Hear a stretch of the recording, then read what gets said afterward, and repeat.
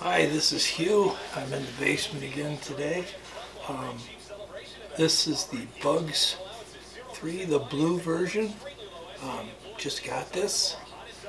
Came with the tall landing gear, the prop guards. Came with a camera holder, but not the camera. This is actually the camera off the Force 1, which is a rebranded Bugs. But that one I was using the GoPro on, so that left this camera free, so I stuck it on this one for now. And anyhow, what I'm really doing today is, this had a little close encounter with a low-hanging tree branch, and a couple of these props got damaged.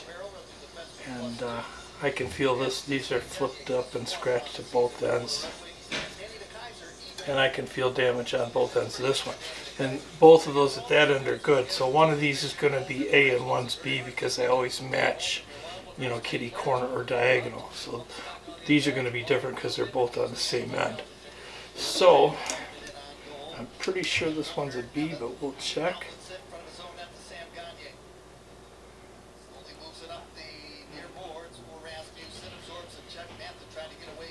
Oh, okay, this one's an A.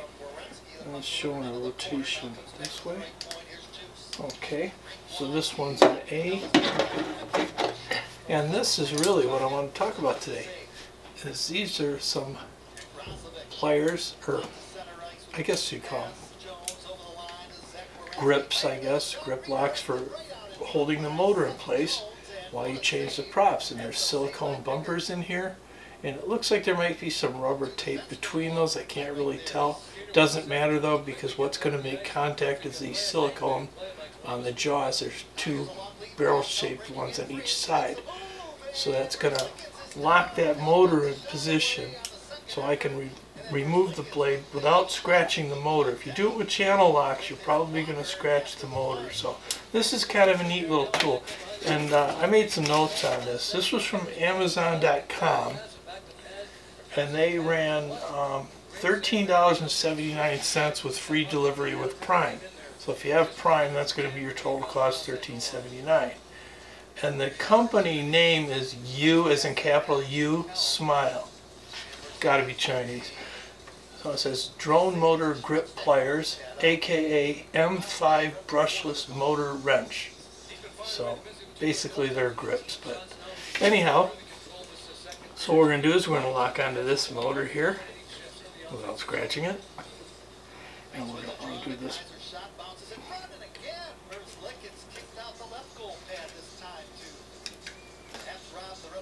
Okay. This one's got some tight threads on it. That's okay. And normally, sometimes after a spin they tear. Now it goes easy. Okay. This is the prop labeled A, and I very clearly, I can feel the damage on it. I like to go down the edges and feel for chunks and then feel the blade this way. So anyhow, what I'm going to do now is I'm going to zoom in, because now we're doing the work and I want you to be able to see this a little better. So that was an A. So we got two new blades over here. We'll make sure we grab the right one.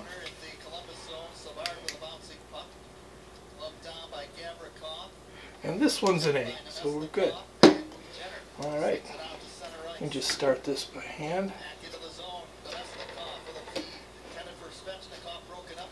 Okay, this one's tight. Now see, I'm just holding this with my finger and thumb right now because it's not that tight. So now it's all the way down. Now if I want to snug it a little bit, and I say a little bit because you don't want to risk doing any damage to the prop, just snug it a little bit and you're all set. So now, being this one's not diagonal, it's next to it, we know it's a B. So we're going to go ahead, get this on a little better angle for these grips here. Put that on there. I'm going to do this for the, see if we can see the rotation mark on here. Okay. I think that's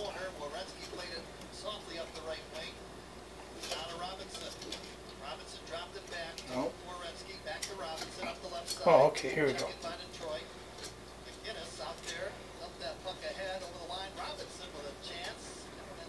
I don't know if you can hear that. I got the Red Wings game on. We got this streaming package, and we were supposed to get the Wings, and then somebody couldn't make the deal, and now we got a streaming package. We can't watch the Red Wings. Well, that's life. But anyway, that's got nothing to do with this. So let's install this prop here. And like I say, putting them on, there's no need to do that with it. You could probably get away without using it at all. So you really don't need to snug them that much, because just by the way the direction they screw on, the torque of the motor, and using it is going to pretty much finish the tightening up. But I snugged it up anyway just to be safe. So there we go, and like I say, this is the tool. Hopefully you can see that well.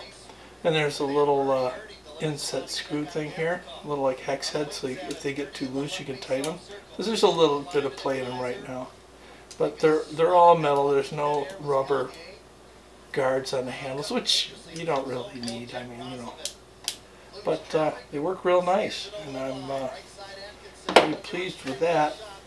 And I guess that about covers it. And I'm looking forward to flying this drone again. I did have it out briefly. And I know it's very fast. I know that. It's not GPS. And it's not FPV.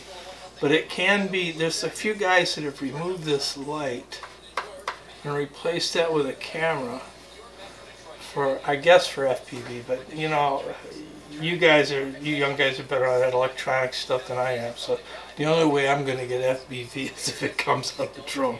There's no way I'm getting into all that. So anyway, that was it. I just wanted to show you this really neat little set of grips that I think are not so much necessary putting the props on, but getting them off. You know, sometimes they get pretty tight. There's a lot of torque on those motors, and it just seems like they get tighter and tighter with time. So you really don't want to scratch these motors up if you don't have to.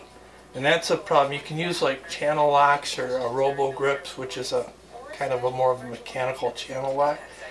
And it'll work, but you're always risking that, you know, scratching it. Even if it doesn't turn with the channel locks on, it's just squeezing it tight can scratch it. So I think it's well worth the money. I mean, you know, what the heck, for $13 and some change, you don't got to worry about it.